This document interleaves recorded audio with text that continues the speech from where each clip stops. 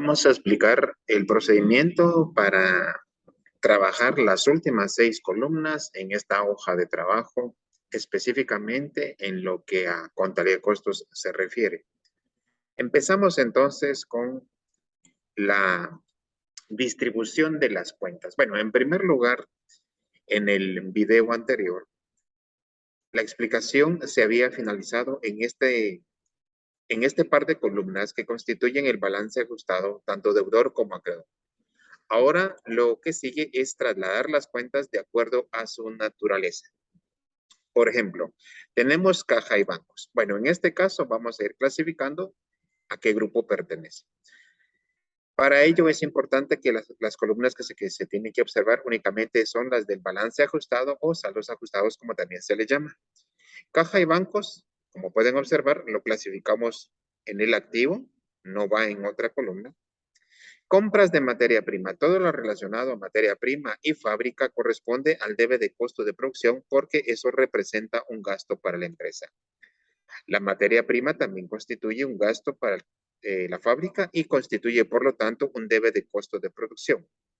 Sin embargo, podemos observar que dentro de la materia prima hay otra cantidad que está de este lado, del lado del haber, y también está en esta otra parte, en el activo. ¿Por qué razón? Bueno, en primer lugar, tomemos en cuenta que en contabilidad de costos y en cualquier contabilidad de sociedades también en general, normalmente en una empresa van a existir dos tipos de inventario, el inventario inicial y el inventario final. El inventario inicial es aquel que viene desde el balance de saldos original, que es este 29,100, por ejemplo. Ahora el inventario final lo vamos a encontrar normalmente dentro del enunciado que tenemos acá. En este caso podemos ver en el ajuste número 5 que dice inventarios finales. Podemos observar que hay 3 inventarios, el de materia prima 33,000, productos en proceso 41,000 y productos terminados 67,000.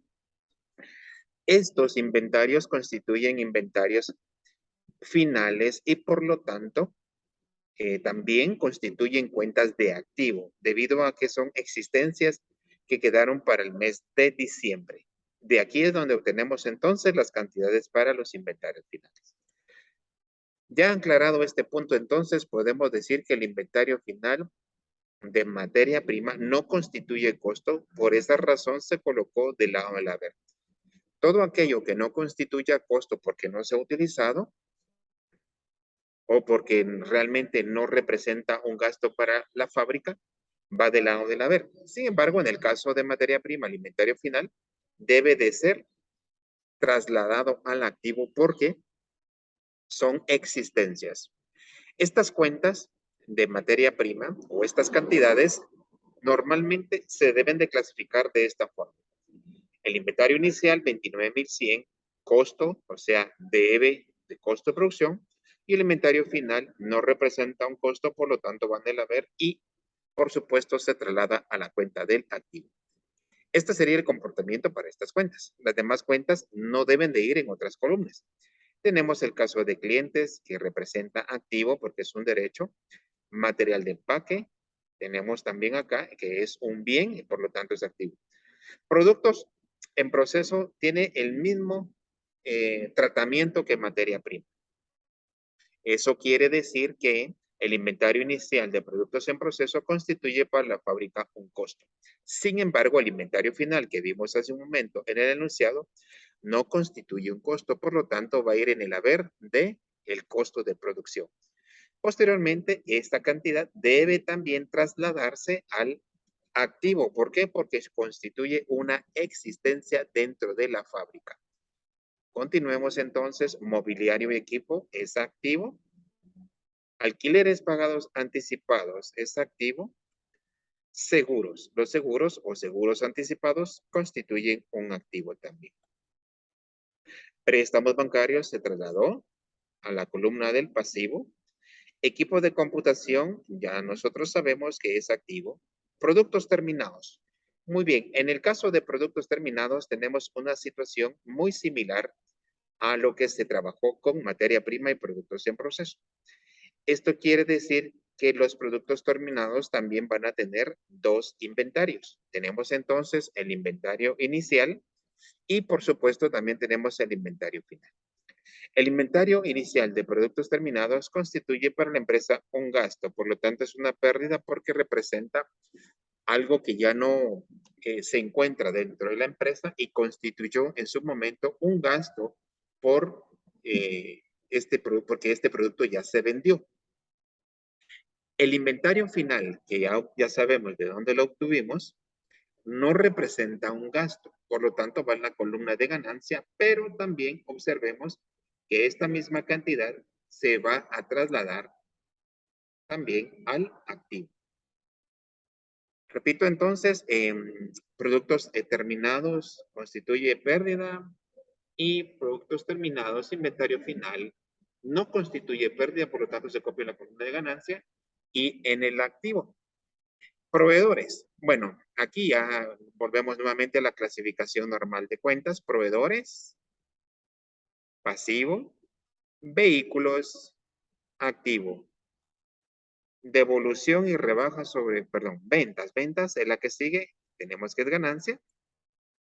Devolución y rebaja sobre compra de materia prima no es un gasto dentro de la fábrica, por lo tanto va a ir del lado del haber. ¿Por qué razón no es un gasto? Porque la compra de materia prima sí representa un gasto para la fábrica, pero la devolución ya no es un gasto, por lo tanto debe ir del lado del haber. Sigamos con las demás cuentas. Por ejemplo, tenemos los sueldos. Los sueldos para una empresa constituyen pérdida, por esa razón se trasladaron a esta columna.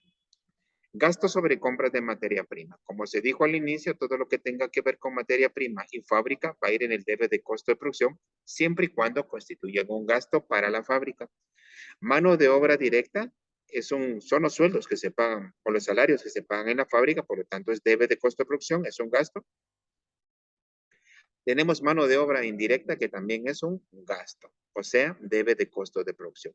La diferencia entre mano de obra directa y mano de obra indirecta radica en que la mano de obra directa es aquella que se le paga a las personas que manipulan el producto para su elaboración.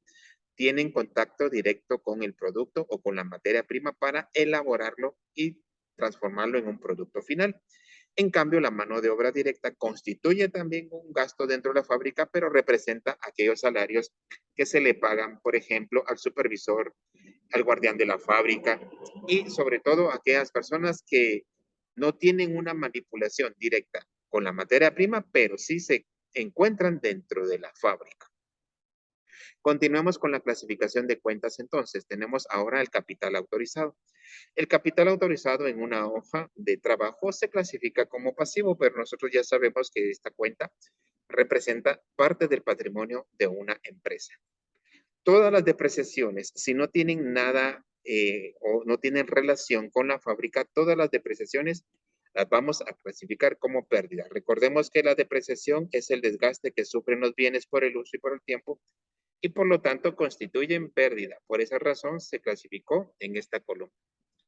Ahora vamos a ver las otras cuentas que se encuentran más abajo. Por ejemplo, las depreciaciones acumuladas. Bueno, en contabilidad normalmente las depreciaciones acumuladas se les clasifica como pasivo, aunque realmente su nombre correcto serían cuentas reguladoras del activo.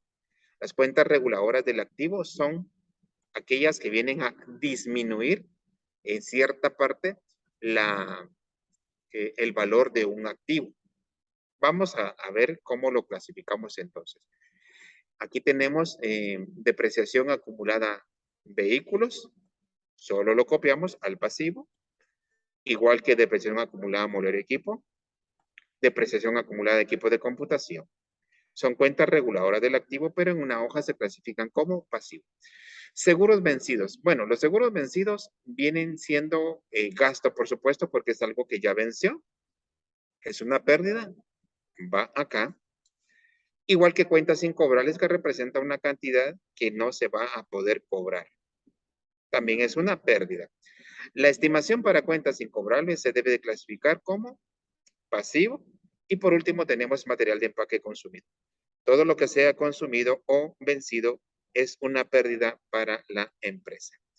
Muy bien, así se clasifican las cuentas de las últimas 6 columnas. Ahora, ¿cuál es el procedimiento para trabajar la suma y el cuadre de estas columnas.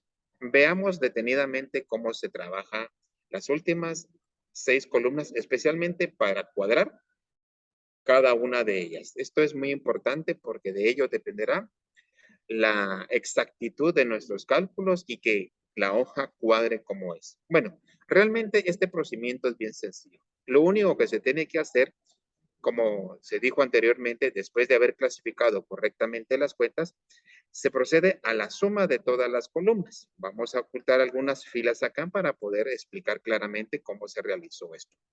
Bueno, empezamos entonces con las del debe de costo de producción. Aquí lo único que se hace es sumar todas las cantidades que nosotros ya hayamos clasificado en el debe, me dio 342,000. Y luego sumamos lo que se clasificó en el haber de costo de producción y me dio, en este caso, 77,000. La diferencia en ambas columnas se le denomina costo de producción. El costo de producción, como se pudo observar en este ejemplo, 265,000 quetzales, se escribe en la columna que haya sumado menos. De esta manera, nosotros podemos observar que las columnas que están al final de nuestra hoja tienen que ser exactamente las mismas por diferencia. La cuenta costo de producción, repito, entonces se debe de escribir del lado del haber.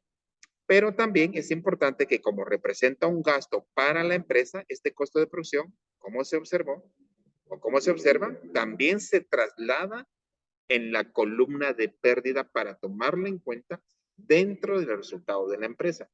Obsérvese bien que los 265,000, que fue lo que se denomina costo de producción, se copió íntegramente en la columna de pérdida.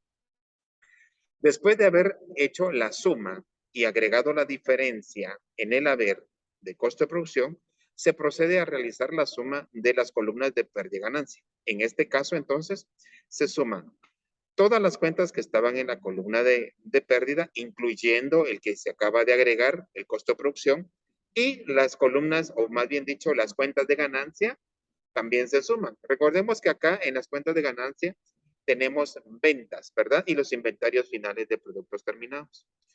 La diferencia en ambas columnas, aquí también tenemos que sacar una diferencia porque ambas columnas no van a sumar lo mismo. ¿Por qué razón? Porque o en una empresa existe pérdida o existe ganancia. En este caso, observemos que la columna que tiene una mayor cantidad es la columna de ganancia. Por lo tanto, la diferencia es ganancia. Se resta entonces la columna de pérdida con la de ganancia o la de ganancia con la de pérdida para ser un poco más precisos y nos va a dar como ganancia preimpuesto 168,390,92. ¿Por qué se le llama ganancia preimpuesto? Porque la palabra o el prefijo pre se utiliza para indicar que es antes de. En este caso, antes del impuesto tenemos una ganancia de 168,390 y se escribe del lado que haya sumado menos para que las dos columnas nos den lo mismo. Se escribió aquí la ganancia preimpuesto para que las dos columnas, tanto de pérdida como de ganancia, ya nos den los 717,000 quetzales. Aquí podemos observar entonces que las dos columnas me dan 717,000 quetzales. Ahora bien, cuando en una hoja de trabajo obtenemos utilidad o ganancia, se debe de calcular el impuesto sobre la renta. El impuesto sobre la renta es el 25% de la ganancia. En este caso, observemos entonces cómo se calculó el impuesto sobre la renta.